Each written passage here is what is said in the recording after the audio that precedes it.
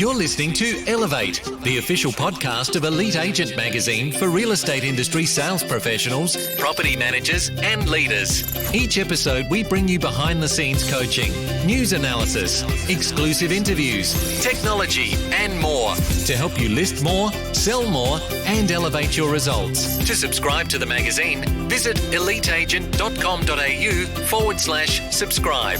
Here is your host, Samantha McLean. Hey, Samantha McLean from Elite Agent. One of our mantras over the years has been learn from the best, and my next guest is definitely one of the best. I'm talking about CEO of Real Estate Results Network and founder of Drive Performance, Michael Sheargold.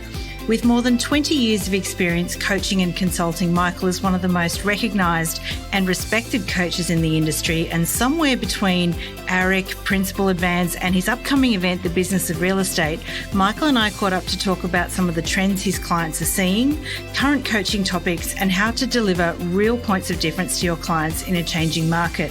We talk teams, sales psychology, and of course some of the amazing lessons attendees have to look forward to at the Business of Real Estate on September 3 and 4. And there are still some tickets available at thebusinessofrealestate.com.au. Lastly, I managed to put Michael under the spotlight, asking him our Leadership Diaries questions. And even for those of you that know Michael quite well, some of his answers may surprise you. Enjoy the podcast.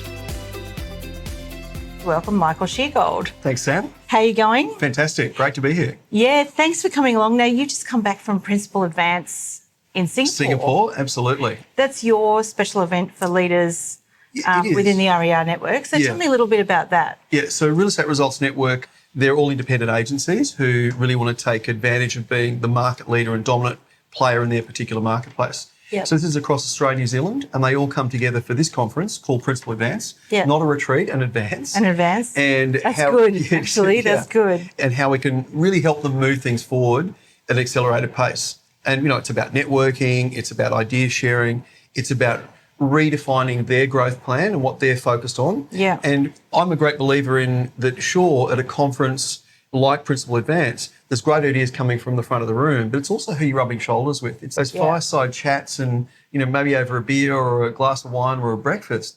It's amazing what comes out of those conversations. It is amazing too when you just take yourself out of your business for a moment and then you get some clarity around thinking about what it is you're doing and reflecting and bouncing ideas. I'm really interested to know what the mood is out there at the moment. Like some of these principals, they work for some of the bigger independent networks out there that you work with. So what's on their minds at the moment? Yeah, great question. I think one of our themes, in fact, was most of day one at Principal Advance was around change and empowering change. Yeah. And a lot of the time, I think we've got the new marketing piece, we've got the new idea, and we've done our work, versus typically the new marketing piece is the beginning of the process of implementing that. And no doubt you've heard me say the power of an idea is in its implementation. Yep. So empowering change is about how do you support team members go on that journey of change in such a way that they, one, buy into it, they embrace it, recognise there could be some emotional shifts with it. And one of the things that Campbell McPherson, who was our guest speaker on day one, talked about is all change is personal. And when you understand all change is personal, so, okay, how's it going to impact you, Sam? And then what are we going to do to help you through that particular journey to get to another level? And clearly, the better the leaders about being able to allow people to understand there are some shifts in the market right now. There's a shift in volume. Are you running with the 2015 listing appointment in 2018, let alone being ready for 2019? It'd be like Apple saying, here's the iPhone 1, would you like to buy it? No, I don't want to buy it. So what's that next version that people need to be looking at and focusing in on? Yeah, so it's definitely about the people right now. Everyone's thinking about their people, how they can get their best out of the people, how they can get them more productive, performing better, all that sort of thing. Absolutely. One of the other speakers at Principal Advance, and he's actually speaking also at the Business of Real Estate, Shane Kempton, who's part of our team. Shane talks a lot about CX, the client experience, and also TX, the team experience. And you can't have strong client experience without a strong team experience. Yeah. In fact, yesterday I had a conversation with one of our team members and clients, and he was saying, oh, there's a better commission offered by someone else, as in for an agent. It's like, well, that's going to happen every single day of the week. Someone's going to offer a better deal, a better deal, a better deal. And it comes back to, are you talking about the commission split, the earning potential, or the team experience of actually being part of this? And one of the things that I'm absolutely focused on is helping our clients become the agency of choice for team members as well as for clients, TX as well as CX. Yeah, interesting. And I mean, look, I know that leadership is a very hot topic in real estate right now because having a good team, a solid team, is what allows you to scale your business. You've got another leadership event coming up that's more of an industry event called the Business of Real Estate. Yeah.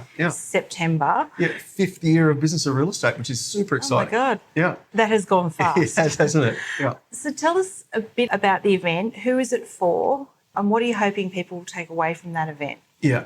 I think the first thing is the reason we have the event on the Gold Coast is make it super easy to get to, in and out. I know our Sydney and Melbourne and also New Zealand clients and participants, they love coming up to the Gold Coast, a bit of warmth, sort of thawing out, ready for spring.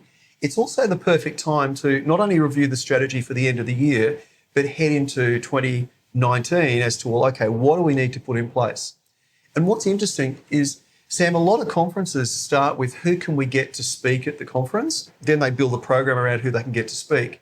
For us, we start with what are the 5 biggest burning issues within the profession that we need to make sure the leaders within real estate, and as you know, this is for the whole of the industry, Australia, New Zealand, agency principals and leaders, and a lot bring their teams. So there might be 4 lead agents who are running super teams within their office.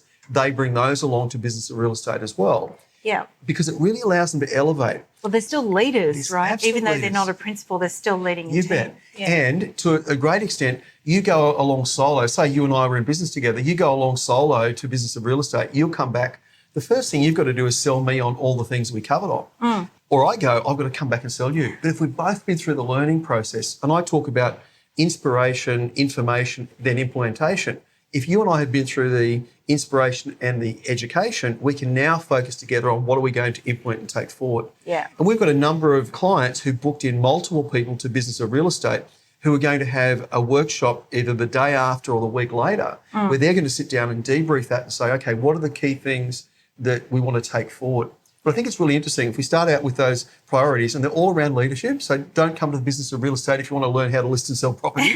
Learn how to run the business of real estate. I think the important point with it is that so often leaders in real estate have been a great sales agent and they've bumped into a leadership role. It's by default. Yeah. It's not that, okay, let me go and study leadership at Stanford University and now I've got my degree in leadership or degree in management. Now I'm going to go and start a real estate business. It's been very defaultish. And one of the things that I'm continually focused on is helping a principal become a better business leader, a business owner, and ultimately an entrepreneur in that particular space versus being a sales agent running a real estate business. There's definitely a big difference, and there's definitely a skill now in being able to get the most out of your people. So I was speaking to one of your speakers, Sharan Srivatsa.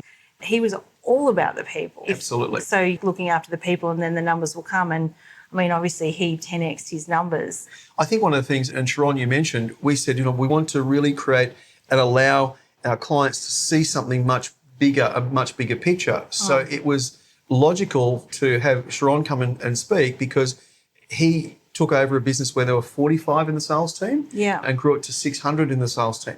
It's just impressive from that growth. That's not a chance model. You can grow from 10 to 12 by chance, but to actually grow 10x kind of growth, there's a significant number of leadership strategies to be in place. And it's great to know that it comes back to a team experience and providing the environment that is clearly the best option for your team to achieve their goals and make that happen.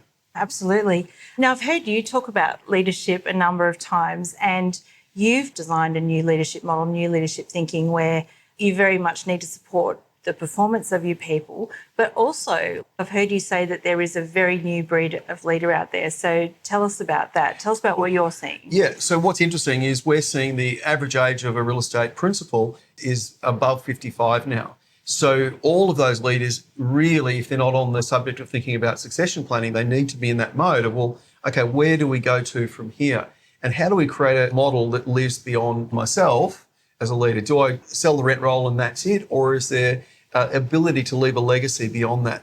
And I think a lot of the time, and Megan Jaffe is a great example of leaving a legacy and creating something that has got sustainability and endurance with it. And back to Business of Real Estate for a moment, that we have put on is a panel of high-performing agents to reflect on what they've needed at certain stages within their career, because I think so often we can get out of touch with that and we're just doing what we're doing as opposed to, hang on a tick, in my team I've got some fast starters, I've got some rising stars, I've got some performers, I might even have some super performers, and they all need something different. And I think the old model of leadership, getting back to the model of leadership, is I'm going to lead my people the same way. Yeah. Well, your accountability won't work across everyone in the team. Yeah, and it's not about barking orders anymore either. You actually work for your people. I've heard people say that a lot recently, is that you flip it around and you lift them up rather than telling them what to do. Absolutely. Well, James Connell is MD or Joint Managing Director of Marshall White. And one of the things that James says is that everyone in our business are volunteers. So as soon as you think, they're volunteering, they're volunteering to come and be part of the Marshall White business and the Marshall White team. So that has a different kind of reference as opposed to, well, I'm your boss, thou shalt do. And I think we grew up in an environment that we just wanted a job and someone who's going to pay us some money. The new generation of people coming into the business, they're looking for a cause. They're looking for something beyond the money. So what are we actually doing? And if we're not able to deliver that, then something radically is wrong. I talk about the brick, the wall, the cathedral. You go and ask the first bricklayer, what are you doing? I'm putting a brick in the wall. The second bricklayer, what are you doing? I'm building a wall. The third bricklayer, what are you doing? I'm creating this cathedral. Yeah. Now, they're all putting a brick in the wall, but I guarantee the one that is full of purpose is the one that's actually building the cathedral. And the more that the leaders can develop their skill set to be able to help their team build that cathedral, we actually stop fighting between the two of us and we go, hey, we're together on this. Let's focus out here on the bigger picture. On the big picture and what we're actually out to achieve, which is growing our market share, being known in the marketplace as the agency of choice, ultimately the default position to own. Yeah. Now, speaking of that, you just referred to market share and things like that. So it is a balancing act now for a leader to be all about the people, but still keep an eye on the numbers and the productivity, because we know that's what keeps the business running at the end of the day. Yes. So at the moment, what are some of the KPIs do you think that leaders should have a close eye on while they're still doing a good job of looking after their people? Yeah, great. Well, traditionally across Australia, and less so in New Zealand, but a little bit in New Zealand too, the two fundamental pillars of a real estate business is the sales business and the property management business. There are many businesses in New Zealand that it's literally a sales business with a little bit of property management that's coming into play. So I think the first thing is there needs to be a plan for both of those as to what is it we want to achieve. So with our clients, for example, and part of the Drive coaching process, we actually look at, firstly, what are the KPIs that are important from a sales point of view, and then what is it from a property management point of view, and then who's going to own those particular components. And I totally agree with you. Whipping someone with numbers is not going to make the difference. Yeah. But being clear on creating an environment that people can step up to, and then getting clear on, well, what do some numbers look like? In a sales business, it is the number of agents that you have and it's the productivity of those agents. So one is, from a recruitment and a retention point of view, I can have a huge impact on the number of agents I have within the team. Secondly, productivity. So you can track that from a result point of view, which is what we call the top of our productivity platform, which is listings and sales. But behind the scenes, what are we doing to generate the opportunities and how much sitting in the pipeline? I think sometimes when a market's in momentum, we forget about pipeline, we forget about generating, we just focus on listings and sales. Yeah. But this business is full of real estate roller coaster agents who have a great month followed by a lousy month followed by a great month. And I'm coaching a lot of people at the moment to either jump onto YouTube and watch Who Moved My Cheese or read the book Who Moved My Cheese, because there's too many agents that are waiting for the market to change versus for them to change to the market that they exist in. And Who Moved My Cheese is just a fantastic quick read to run at a sales meeting or a team meeting to say, let me reflect and refer on that. Yeah. Do you know what? I haven't read that book. I'm going to go and have a look at that one now. You'll love it. You'll love it. But, I mean, it is interesting because your results right now are a direct result of what you did 30, 60, 90 days ago, not. Yeah. So that silver bullet of I need a listing now is just not as sustainable. Correct. In our program called Turning Point, one of the things I massively reinforce, when you're generating business, you're not looking for listings, you're looking for listing opportunities. Yeah. So how many listing opportunities have you identified this week, and what are we doing to bubble those to the surface? I think there's a lot of agents out there that are still looking for, are you ready to go today? The smart agents are becoming even more effective in managing their pipeline over a long period of time. I've even got clients who'd prefer someone who was 2 to 3 months away from listing because they can demonstrate value and point of difference before they actually get to sitting at the table to list the property. They can take competitors out before they get to the listing appointment, which is pretty impressive. I was talking to someone else the other day. That's classic blue ocean strategy. Like, I don't want the people that are ready to list now. I actually want the people that other people aren't looking at. Yes. Yeah, it's really interesting. So if you're a principal or a team leader or something like that, that you want to give your team a boost and get them more productive and work on being a better leader, the business of real estate is the right event to be at. Absolutely. Absolutely. Fantastic. So, Eric, I haven't caught up with you since Eric, because Eric was just a bit of a mental time and we didn't even manage to grab you and get you on our couch. I know. Sorry about that. So, it's a fair bit happening. Yeah, lots going on. But I did see your keynote at Eric, which was fantastic. You were talking about making a difference rather than making a dollar, which is the way a lot of people are thinking at the moment. So just for the people that perhaps weren't at Eric, talk me through what your thinking is there. One of the things that I had like a mini anxiety about, there was a lot of look at me, look at me, look at me, look at how much money I'm making. Because in my eyes, Sam, the more that you actually focus on making a difference, the more you'll be rewarded behind the scenes. If your focus is on making a dollar, it's a bit commission breathish, versus if you flip it around and say, no, I'm actually focused on making a difference. So the more people I can help to buy, sell, lease, rent on their property journey, the better results we'll produce. I think the other thing is that when you start to make a difference, it's not just about, are you ready to list, are you ready to sell, are you ready to buy? It's actually also about, well, you've got existing clients there. And I've apologised to clients for this. I used to call people past clients. It's incorrect. Yeah. Once they've done business with you, they're a client. Not a past client, they're a client. They just happen to be living in their property rather than thinking about selling it. So how can you add value to them? What's the service process you can put in place to make sure the next time around, it's not a beauty parade business, you've actually got it, you're the person. And then lifetime value of a client is about how many people are they going to refer to you over that time frame. And are you looking after your referrals? Are you saying thank you for referrals, as simple as that is, in a way that's making a difference? And you're just known as a great human being. Well, that's it. You're a great human. You're a great real estate agent.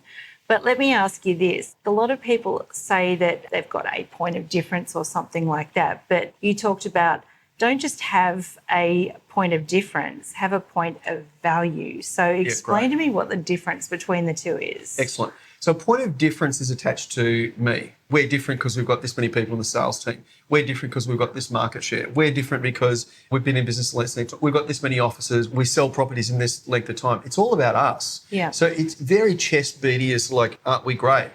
The shift of that is point of difference is attached to me, and let's say you're the vendor. Point of value is actually attached to you. Now, let's flip it around. Typically, there are less buyers in the marketplace. I'm making a generalisation across Australia, New Zealand right now, but typically there is. And there's less stock in the marketplace. But let's focus firstly on the buyers. Do you want this property? Yes, no, see you later. That was able to be done a couple of years ago. Yeah. If you don't want to buy it, get out of here, someone else will. So the quality of buyer management was very, very poor. This is causing, and one of the things I said as recently as this morning with the team, there's less buyers in the market, therefore you can deliver better service. And they went, oh yes, because they've been delivering the same service to less buyers. Why would you do that? You can deliver a better level of value. So therefore, if I'm describing a property, I can either say it's 3 bedrooms, this or it's this, or how do I shift it from there, the features, to how does that add value to you? Where are you at? What are you looking for ideally?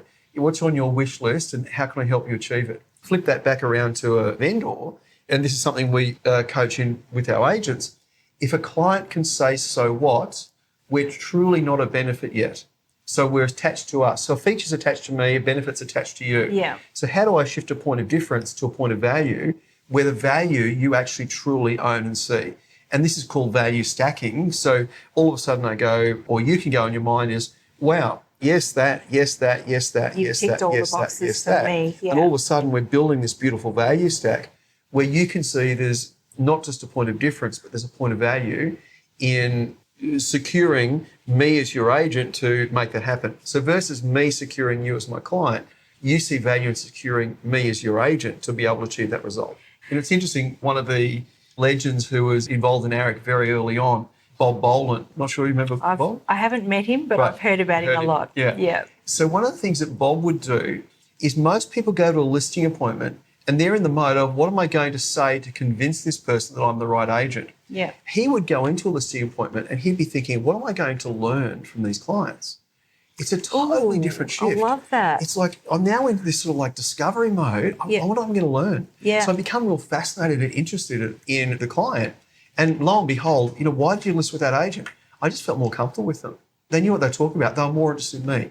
They just were impressive in terms of how they connected. Yeah. And I think sometimes we forget the importance of that. Yeah, great question. What will I learn? Awesome. Yeah. So, Michael, I've really enjoyed spending time with you talking about leadership and the business of real estate and what you're coaching agents with at the moment. It's all been pretty fascinating. But now I want to talk about you. Fantastic. Because this interview is part of a series we're calling the Leadership Diaries, where we ask different people in the industry and outside of the industry different questions on leadership to get an idea of what your thoughts are on leadership in your own business. So now put your leadership hat on for the RER network. Excellent. So are you ready? I am. Thank you. All right. So, Michael, what was your first job and what did it teach you? Excellent. So my first job out of school and outside of being paid by my parents money in bits and pieces was at a motorcycle store. They sold Honda and Suzuki and all of that. Harley? They didn't have Harleys. So I was more on the dirt bike side of things, and I raced motocross for 7 years. Wow. So that was sort of like a really fun thing. So I think what I learned there the most was the concept of profit. If you buy a bike for $1,000 and you sell a bike for $1,000, there's no profit in that.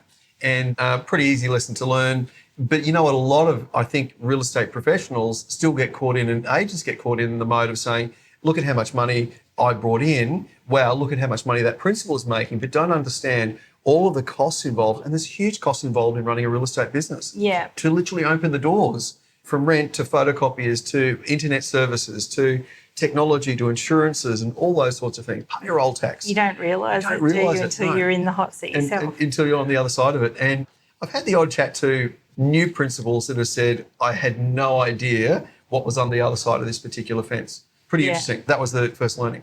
My second, I set up a motorcycle publication. I didn't know that I couldn't do it kind of mode. So set up a motorcycle publication. This is going to age me quite significantly. So we both in publishing, who would have thought? Yeah, who'd have thought? We had an Adler 2,000 character typewriter wow. in this. So you type an article in, print it out, proofread it, format it, print it out, and then it was all stick up. So, literally on big sheets and so on. And wow. Off it went to get printed.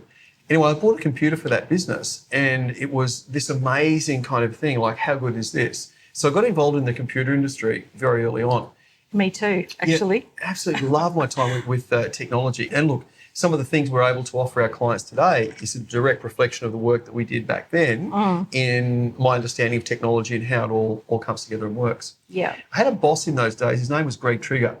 And I remember, how you have a honeymoon in business? Yeah. It's the first 3 months, 3-month honeymoon. And then at school, I learned an interesting lesson that if my excuse was good enough, the result didn't matter. So I was really good at rolling out excuses. Sheargold, where's your homework? Oh, it sort of blew out the window. Yeah. I was reviewing it on the way there, and sorry about that. Yeah. And here am I 3 months in, and Greg Trigger says, so let's have a look at your results. And I rolled out school strategy, which was if the excuse was good enough, the result didn't matter. I wore ties in those days, and he literally leaned across the desk, grabbed me and yanked on my tie and said, Sheargold. I said, yeah, that's me. And he said, if you're part of my team, the excuses are not going to cut it. You're going to actually be focused on the things you need to produce the results or not. Yeah. And it was only 15 seconds, but that 15 seconds had that pebble in the pond ripple effect that, one, I can remember it today. It shifted how I was operating from an excuse model to, no, I need to step up to the plate and truly deliver on these things. Yeah, that's a really important lesson. Absolutely. Good one to learn early. Absolutely. Yeah. What does the first hour of your day look like, and how does it go after that? Are you a 5 a.m. clubber, or are you a bit later, or...? It varies. It varies for me in the morning. It all starts with this. So depending on where I'm travelling to or where I am, I'll typically use the alarm clock. Quite often I wake up the minute before the alarm and that kind of thing.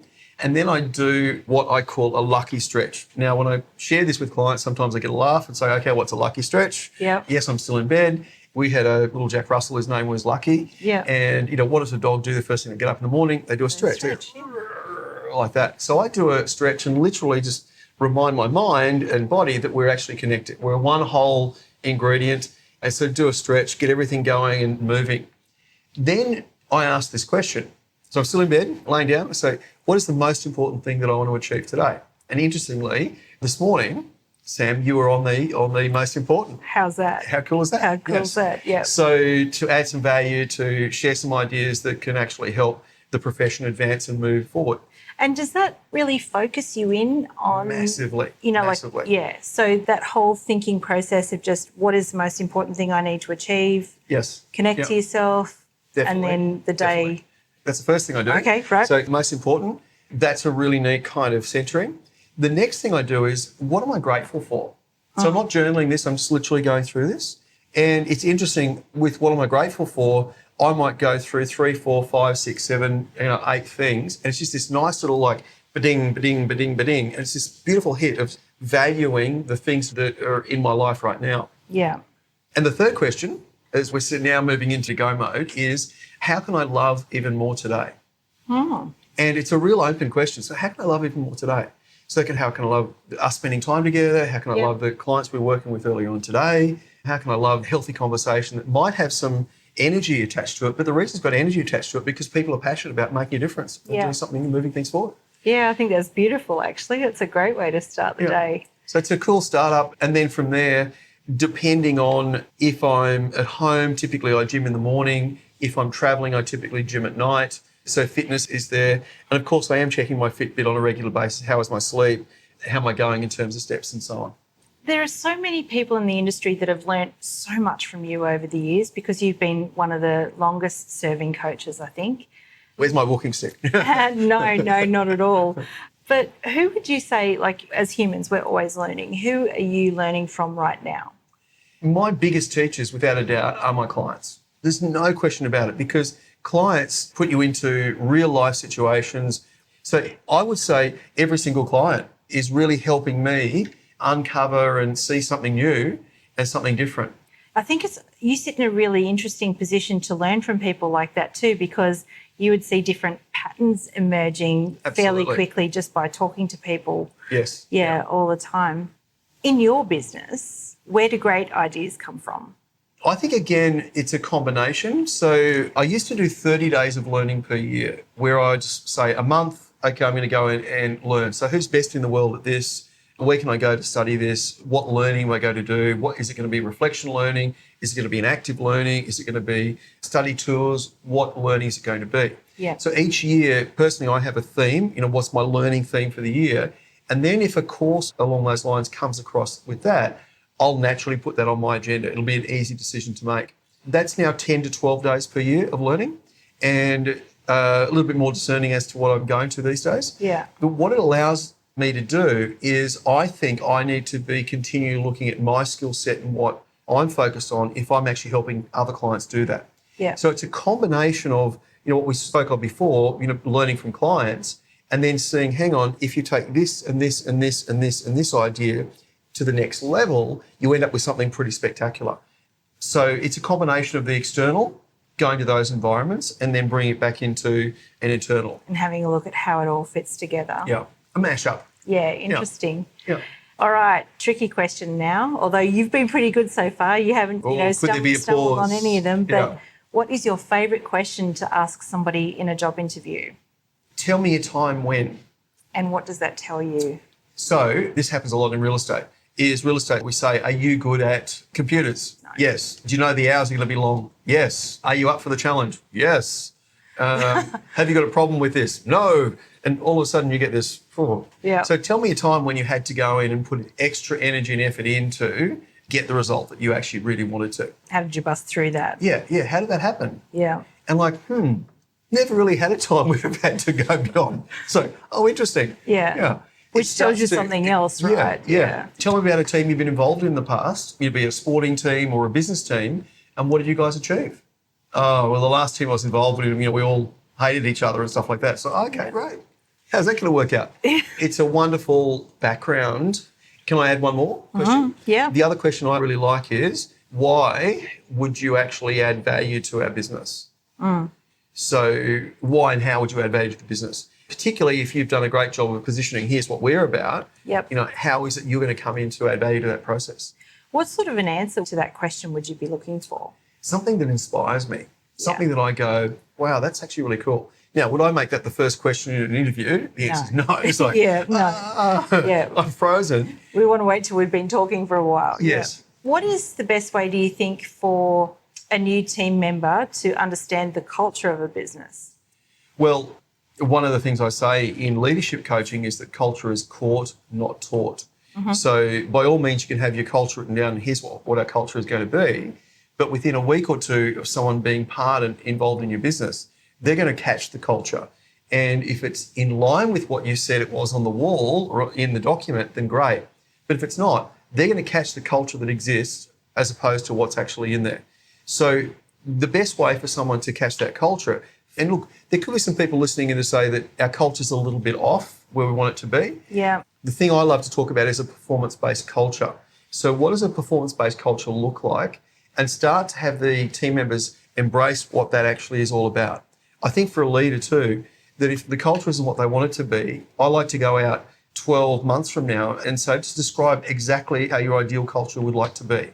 And then step back from that and say, what are the logical steps to get us there? And occasionally it's freeing up someone's future. Occasionally you've got someone who they're holding back the other people. They're not allowing people to move forward and evolve and develop.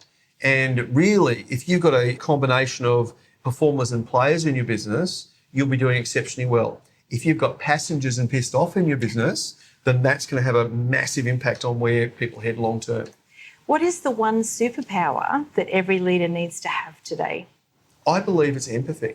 I believe it's the ability to tune in, so a bit of emotional intelligence with this, to be able to tune in and read the play. And if you're not reading the play, how on earth can you possibly shift the play? But if I can actually get an understanding where you're at, not sympathy, empathy, where you're at, and then how can I help you shift, it's an absolute key.